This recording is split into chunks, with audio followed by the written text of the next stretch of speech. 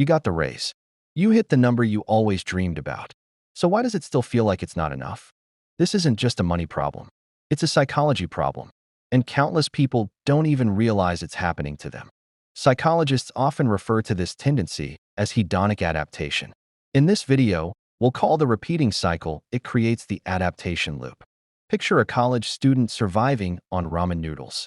Getting a part-time job that pays minimum wage feels like winning the lottery. Years later, that same person earns far more. But that excitement, it often fades. The paycheck barely registers anymore.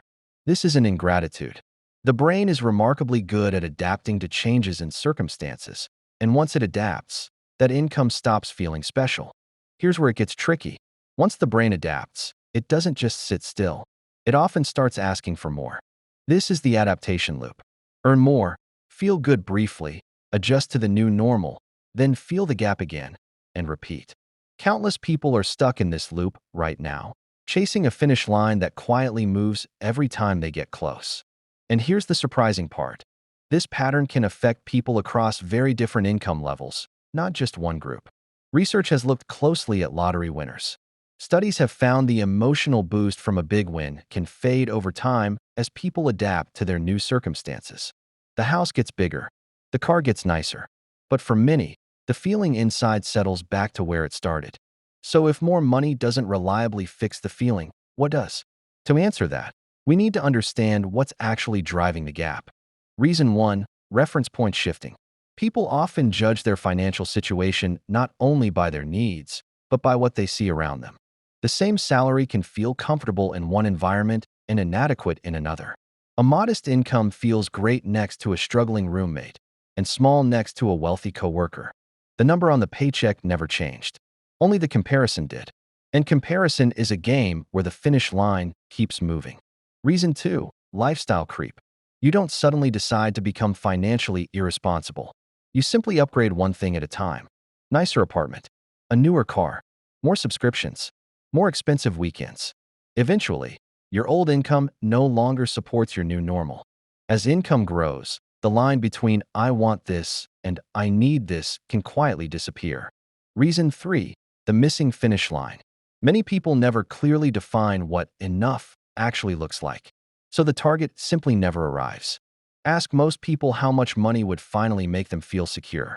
Many struggle to answer. That number was never written down. Without a defined finish line, the brain tends to treat every amount of money as temporary, just a stepping stone to the next one. Reason 4, emotional substitution. Many people aren't actually chasing money for its own sake. They're using money to chase safety, respect, or love. Money can genuinely reduce real stress and insecurity, but it can't permanently replace connection, purpose, self-worth, or meaning. This is why even some highly successful and wealthy people report feeling anxious, unfulfilled, or uncertain whether they've truly arrived. So here's the real insight. The goal was never to earn enough money to feel enough. The goal is to interrupt the loop itself. Step 1, define your number. Not one number, 3. Enough to live. Enough to feel secure. Enough to have freedom. A defined target gives you something concrete to work toward, and a point at which you can consciously decide to stop chasing. Step 2, track what money is already doing for you. Not just what's coming in, what it's already made possible. Bills paid, an emergency fund, family supported, the freedom to say no, time saved. These are wins most people never stop to count. The brain that focuses only on the gap will always feel behind. The brain that notices progress starts to feel like it's arriving somewhere.